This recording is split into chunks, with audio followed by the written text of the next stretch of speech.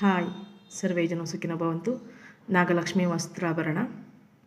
ಇವತ್ತು ನಿಮಗೆಲ್ಲ ಒಂದು ಬ್ಯೂಟಿ ಟಿಪ್ಸ್ ಕೊಡೋಣ ಅಂತ ಹೇಳಿ.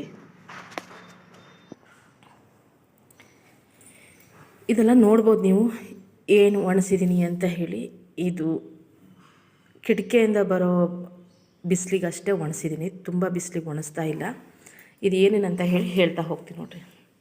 ನಾನು ಸ್ವಲ್ಪ ಅಕ್ಕಿ ತೊಗೊಂಡಿದ್ದೀನಿ, ಅಕ್ಕಿನ ತೊಳೆದು ಒಣಸಿಟ್ಕೊಂಡಿದ್ದೀನಿ.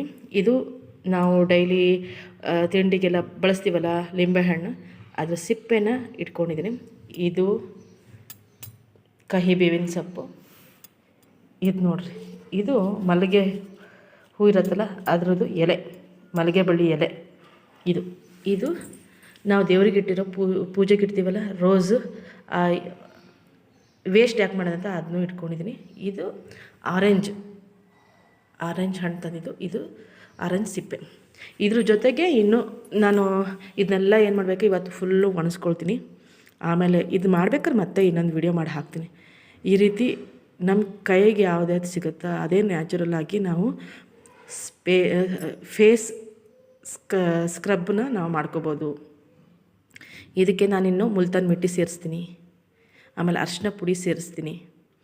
ನೀವು ಬೇಕಾದ್ರೆ ಹೆಸರು ಬೇಳೆನೂ ಸಹ ಅಥವಾ ಹೆಸರು ಕಾಳನ್ನು ತೊಳೆದು ಇದಕ್ಕೆ ಸೇರಿಸ್ಕೋಬೋದು. ನಾನು ಹೆಸರು ಕಾಳು, ಇದು ಮಲ್ಲಿಗೆ ಎಲೆ ಇದೆಯಲ್ಲ ಅದಕ್ಕೋಸ್ಕರ ನಾನು ಸುಮ್ಮನಾದೆ. ಇದನ್ನು ಬಳಸ್ಕೊಂಡು ಹೇಗೆ ಫೇಸ್ ಸ್ಕ್ರಬ್ ಮಾಡೋದು ಅಂತ ಸ್ಕ್ರಬ್ ಪೌಡರ್ ಮಾಡೋದು ಹೇಗೆ ಅಂತ ಹೇಳಿ ನಾನು ಇದೆಲ್ಲ ಮಾಡ್ಕೊಳ್ತೀನಲ್ಲ ಆವಾಗ ಮತ್ತೆ ಹೇಳ್ತೀನಿ. ಈ ರೀತಿ ಎಲ್ಲ ಲಿಂಬೆಹಣ್ಣೆಲ್ಲ ನೀವು ಅಡುಗೆಗೆ ಬಳಸಬೇಕಾದ್ರೆ ವೇಸ್ಟ್ ಮಾಡಬೇಡ್ರಿ, ಈ ಥರ ಒಟ್ಟು ಹಾಕ್ಕೊಳ್ಳಿ. ಇದು ಫೇಸ್ ಸ್ಕ್ರಬ್ಬಿಗೆ ಪುಡಿಗೆ ಅಷ್ಟೇ ಅಲ್ಲ, ನೀವು ಮನೇಲಿ ಪಾತ್ರೆ ತೊಳಿಬೇಕಾದ್ರೆ ಇದು ಪುಡಿ ಮಾಡಿ ಇಟ್ಕೊಂಡ್ರೆ ಚೆನ್ನಾಗಿ ಹೊಳಿತೆ ಪಾತ್ರೆ ತೊಳೆಯೋ ಪುಡಿಗೆ ಅಥವಾ ಪೀತಾಂಬರ ಪುಡಿಗೆ ಯಾವುದಕ್ಕಾದ್ರೂ ಸೇರಿಸಿಟ್ಕೋಬೇಕು. ಆರೆಂಜ್ ಸಿಪ್ಪೆ ಮತ್ತು ಇದಕ್ಕೆ ಬೀಟ್ರೋಟ್ ಸಿಪ್ಪೆನೂ ಹಾಕಿದ್ರೆ ತುಂಬ ಚೆನ್ನಾಗುತ್ತೆ. ಬಟ್ ನನಗೆ ಬೀಟ್ರೋಟೇ ಸಿಗಲಿಲ್ಲ. ಇನ್ನು ಬೀಟ್ರೋಟ್ ಸಿಪ್ಪೆ ಇಡೋಕ್ಕೆಲ್ಲ ಮರ್ತು ಹೋಯಿತು.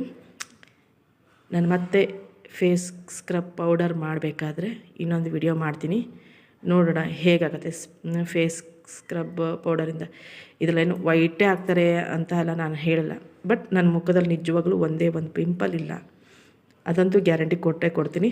ನಾವು ಮದುವೆ ಟೈಮಿಗೆಲ್ಲ ನಾನು ನೋಡ್ರಿ ಅರಿಶಿನ ಕೊಂಬು ಮತ್ತು ಈ ಮಲ್ಲಿಗೆ ಎಲೆನ ಬಳಸಿ ಹಚ್ತಾರೆ ಗೊತ್ತಾ, ಮುಖ ನಿಜವಾಗ್ಲೂ ಶೈನಿಂಗ್ ಬರುತ್ತೆ. ಇವನ್ನೆಲ್ಲ ಬಳಸ್ಕೊಂಡು ನಾವು ಒಂದು ಫೇಸ್ ಸ್ಕ್ರಬ್ ಪೌಡರ್ ಮಾಡೋಣ. Wait and watch.